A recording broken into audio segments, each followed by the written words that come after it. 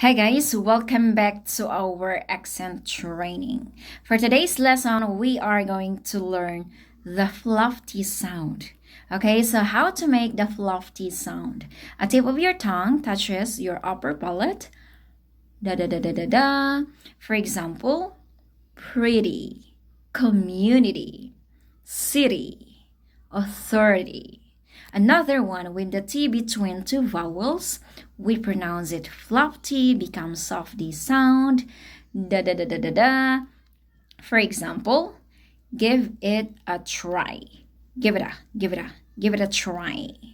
Give it a shot. Give it a shot. But I. But I. What about you? What about you? What about you? It's holiday tomorrow, but I still have to work. What about you? All right, guys, so I hope it helps, and I will see you in the Fluency community. Bye for now.